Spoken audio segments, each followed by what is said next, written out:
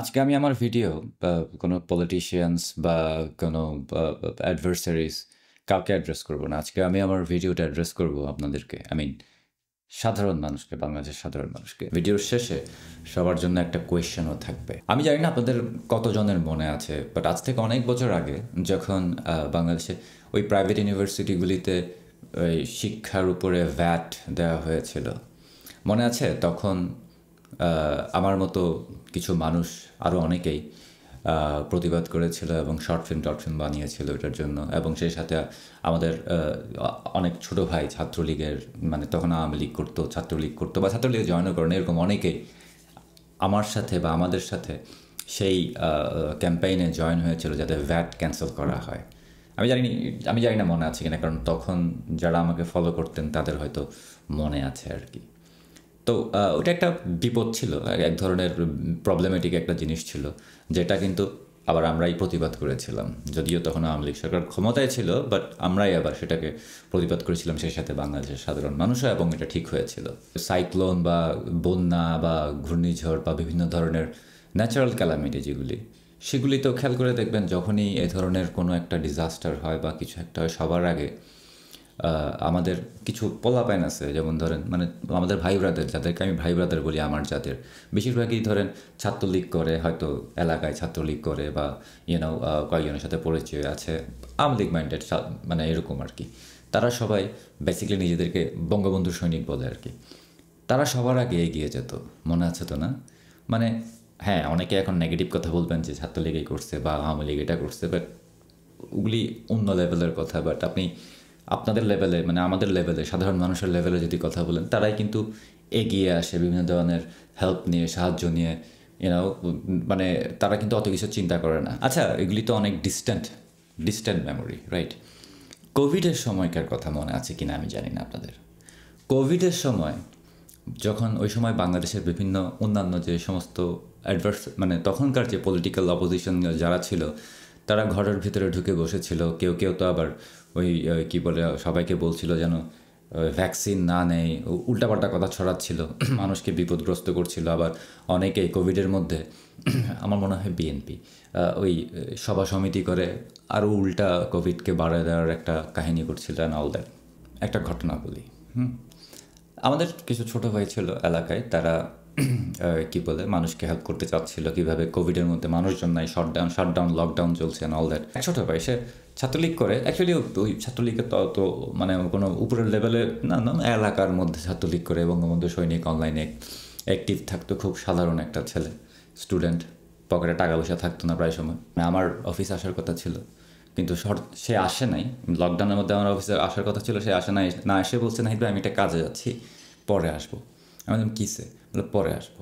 পরে শুনেছি আর কি, যে সে বেসিক্যালি হচ্ছে তার পকেটে মাত্র ওই মাসের খরচের জন্য 800টা টাকা ছিল। সে 800টা টাকা দিয়ে কাকে জানি বাজার করে দিয়ে আসছে, তার এলাকায় বাজার করে দিয়ে আসছে, কারণ বের হতে পারছে না, বয়স্ক, বাসায় হয়তো কোনো পুরুষ নাই, এরকম একটা ফ্যামিলিকে বাজার করে দিয়ে আসছে 800 টাকা যা ছিল তা দিয়ে। এরকম কোভিডের সময় অগণিত আমাদের ভাই ব্রাদাররাই কোভিডের হসপিটালে দৌড়াদৌড়ি করেছে, হাসপাতাল খুলেছে, ওই কমিউনিটি সেন্টারের মধ্যে হাসপাতাল খুলে ওখানে মানুষের চিকিৎসা করেছে। এবং আমি এমনও দেখেছি, সেখানে অন্যান্য দলের মানুষজনেরও তারা ট্রিটমেন্ট দিচ্ছিল, মানে হেল্প করছিল। ওই সময়ে কাউকে, অনেকের বাসায় বাসায় অক্সিজেন সিলিন্ডার পৌঁছে দিচ্ছিল। বিএনপি, আওয়ামী লীগ, কে কোন দলের, এগুলি খেয়ালও করে না। বাংলাদেশে যখনই কোনো ডিজাস্টার হয়, যখনই কোনো মানুষের হেল্পের দরকার হয়, তখন আসলে আপনারা কাদেরকে পেতেন?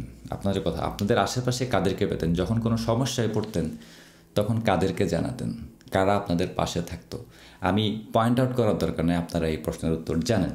কোনো মার্কেটিং করার জন্য বা কোনো বড়াই করার জন্য এই প্রশ্নগুলি করছি না, but I have a reason for that. এই মুহূর্তে আপনারা যারা বাংলাদেশে আছেন, আসলে আপনারা কেমন আছেন? আপনাদের মানে লাইফটা এখন কীরকম? আপনারা কি ভালো আছেন? আগে একটা সময়ে কোনো কিছু হলে দেশের ক্রাইসিস ম্যানেজ করার জন্য সব কিছুই ছিল, যে কোনো ক্রাইসিসকে আমরা ম্যানেজ করতে পারতাম। কিন্তু এখন, ইন দ্য লাস্ট 1 year, আপনারা কেমন আছেন? 18 কোটি মানুষকে বা 20 কোটি মানুষকে সামলানো বাড়ির কাছের কথা না।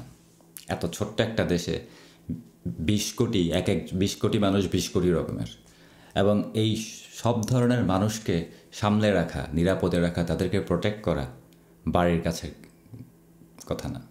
কিন্তু এখন গত 1 বছরে আপনারা বাংলাদেশের মানুষ যারা, তারা কি প্রোটেক্টেড ফিল করছেন? নিজেদেরকে প্রোটেক্টেড ভাবছেন? মনে হচ্ছে যে হঠাৎ করে এখন যদি বড় কোনো কিছু হয় দেশে, আপনাদেরকে প্রোটেক্ট করবে কারা? আপনাদেরকে আগলে রাখবে কারা? এরকম কোনো ফিগার, কোনো রিপ্লেসমেন্ট কি এসেছে গত 1 বছরে? আমার মতে মাথার উপরে হাত ছিল, সেটা যে কোনো ধরনের ডিজাস্টার হোক, বিপদ হোক, আপদ হোক, মাথার উপরে মনে হয় একটা হাত ছিল। সেই হাত এখন কি আছে? আর কোনো ধরনের হাত কি আছে মাথার উপরে? উপরে আল্লাহ আছে, কিন্তু আল্লাহরও তো উসিলা লাগে একজন। সেই উসিলাও যদি বলেন আপনাদের ভাষায় বা আমাদের ভাষায়, সেই উসিলা কি আছে? আপনারা কি প্রোটেক্টেড ফিল করেন কি করেন না, এই প্রশ্নের উত্তর আসলে আমাকে দেওয়ার দরকার নেই। এই প্রশ্নের উত্তরটা কীভাবে দেবেন জানেন? বা কীভাবে পাবেন জানেন? আপনি আপনার পরিবারের সব সদস্যদের মুখের দিকে একবার তাকাবেন, এরপর নিজে আয়নার সামনে দাঁড়িয়ে প্রশ্নটা করবেন, উত্তর পেয়ে যাবেন। আমি শিওর উত্তর পেয়ে যাবেন। আগে কোনো কিছু হলে, দেশের কোনো কিছু হলে, মানুষের কোনো কিছু হলে, আমরা চলে আসতাম কোনো না কোনোভাবে। আমি চলে আসতাম, আমার মতো আরও 10 জন আসতো, 100 জন আসতো। দেশে যদি থাকতাম তাহলে চলে আসতাম বা কিছু একটা করতাম, কোনো না কোনোভাবে সেটা পয়েন্ট আউট করার চেষ্টা করতাম, যার যেভাবে পারি। আমার মিডিয়াম ছিল হচ্ছে হয়তো অনলাইন বা হোয়াটএভার, অনেকের মিডিয়াম ছিল রাস্তায়, যে যেভাবে পারে ওভাবে অর্গানাইজ করতো, রাইট? আনফর্চুনেটলি এখন তো আমরা নাই। আই নো, এখন তো আমরা নাই, আমরা তেমন কিছু করতেও পারি না আপনাদের জন্য, আমাদের করার ওই সুযোগটাও নাই। কিন্তু আপনারা আসলে কেমন আছেন এখন? আমরা তো নাই। আমরা আপনাদের ধারে কাছেও নাই, আশেপাশেও নাই, হাজার হাজার মাইল দূরে আছি। হয় কেউ পালিয়ে আছে, কেউ স্বেচ্ছায় আছে, but thousands of Miles away. এখন আপনারা আসলে কেমন আছেন? মাঝে মধ্যে ধরেন অনেক কিছু ভেবে একটু মন খারাপ হলে বা রেগে গেলে মাথার ভিতরে যদি তার ছিঁড়ে যায়, তখন মনে করি আরে দেশের মানুষরা আমাদের বুঝলো না, দেশের মানুষকে ভুল বোঝালো কেউ, বা দেশের মানুষ আমাদেরকে বুঝলো না, এখন উল্টা হয়ে গেল, দূর দেশে যাব না আর, not gonna care about Bangladesh, not gonna care about anything, just তো ঠিক আছে, we are 1000 miles away from Bangladesh, so who gives a shit. এভাবে চিন্তা করতে মন চায়, কিন্তু আসলে বাংলাদেশের সাথে বা আপনাদের সাথে আমাদের কানেকশানটা এমন যে ওইটা চিন্তা না করে, আপনাদের কথা চিন্তা না করে বা দেশের কথা চিন্তা না করে আমরা থাকতেও পারি না। কানেকশানটাই এমন। তারা যেভাবেই চিন্তা করেন না কেন, আমরা আছি, দূরে আছি, কিন্তু আমরা আছি। আমরা আপনাদের জন্য আছি কোনো না কোনোভাবে। এবং আমরা জানি, বা আমি জানি, যে আপনাদের মাথার উপরে এখন তেমন কোনো হাত নেই যেটা আপনাদের প্রোটেক্ট করে, তেমন কোনো উসিলা নেই যার থ্রুতে আপনারা প্রোটেকশন পাবেন, সেটা উপরওয়ালার কাছ থেকে হোক, যে কোনো জায়গা থেকে হোক, সেটা আমরা জানি। সো আমরা আছি। আপনারা না চাইলেও মনে মনে হয়তো আপনারা চান, উপরে উপরে আপনারা চান না আর কি, উপরে উপরে আপনারা অনেক কিছু বলেন, কিন্তু ভিতরে ভিতরে you guys know it very well যে you will need us again.